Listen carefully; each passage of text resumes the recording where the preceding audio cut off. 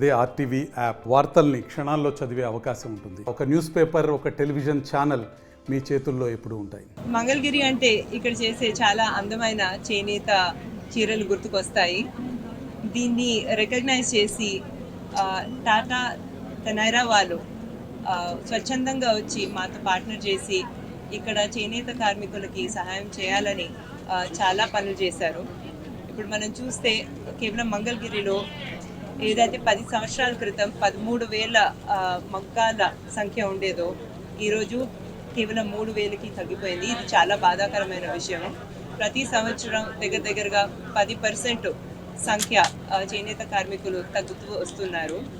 ఈ నేపథ్యంలో టాటా గ్రూప్ వారి తనైరా వాళ్ళు ఇక్కడికి వచ్చి వాళ్ళ సపోర్ట్ అందించి ఆధునిక డిజైన్లు అందించి అదే కాకుండా కొత్త మిషన్స్ గురించి చెప్పి మిషన్స్ మీద మన చేనేత కార్మికులకు శిక్షణ అందించి క్వాలిటీ కంట్రోల్ టెక్నాలజీ గురించి మనకి చెప్పి మనకు తెలిసిందే టాటా గ్రూప్ అంటే అది మంచి క్వాలిటీకి మారు పేరు. అది అందించి మన చేనేత కార్మికులకు ఇక్కడ మంగళగిరిలో మార్కెటింగ్ గ్యారంటీ కూడా అందిస్తున్నారు.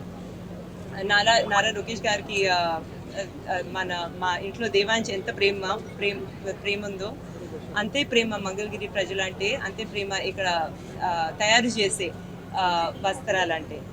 ఆయన విజన్ ఏంటంటే ముందు ఇక్కడ చేసే చాలా అందమైన చీరల్ని వస్త్రాల్ని అదే కాకుండా స్వర్ణాభరణాల్ని ఇంటర్నేషనల్ స్థాయిలో బ్రాండింగ్ చేసి మార్కెటింగ్ చేసి ఇక్కడున్న వారందరికీ ఇంత కష్టపడే వారందరికీ ఒక రికగ్నిషన్ తీసుకురావాలని ఎప్పుడు అనుకుంటూ ఉంటారు.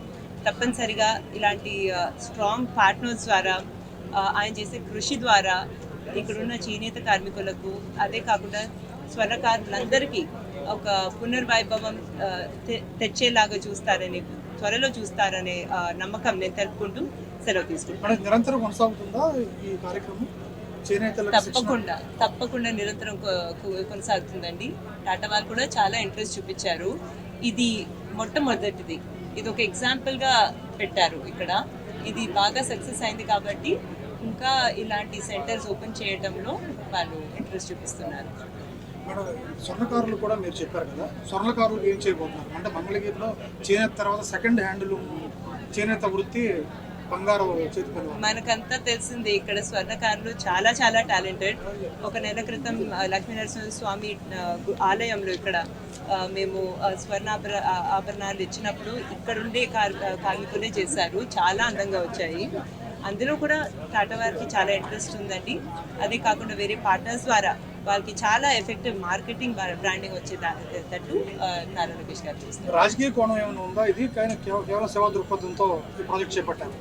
ఎలక్షన్ వచ్చినాయి కాబట్టి టాటా వాళ్ళు వచ్చి పార్ట్నర్ చేశారంటే కేవలం ఆల్ట్రూయిస్టిక్ ప్రాజెక్ట్. అంటే ఇక్కడున్న వారికి సంక్షేమం కోసం వాళ్ళు వచ్చి చూసారు. ఇక్కడ వర్కింగ్ కండిషన్స్ అసలు బాగాలేదు, ఆరోగ్యం దెబ్బతింటుంది, వాళ్ళకి సరైన ఆదాయం రావట్లేదు, అందుకే వాళ్ళ సంఖ్యలు తగ్గుతున్నాయి. సో డెఫినెట్గా ఇది ఒక సోషల్ థింకింగ్తో సోషల్ యాంగిల్తో టాటా వాళ్ళతో పార్ట్నర్ చేసి తీసుకున్న ఇనిషియేటివ్ అండి. మరిన్ని వీడియోస్ కోసం ఛానల్ ని సబ్స్క్రైబ్ చేయండి. లేటెస్ట్ అప్డేట్స్ కోసం వాట్సాప్ ఛానల్ ని ఫాలో చేయండి. అండ్ లింక్ డిస్క్రిప్షన్ లో ఉంది.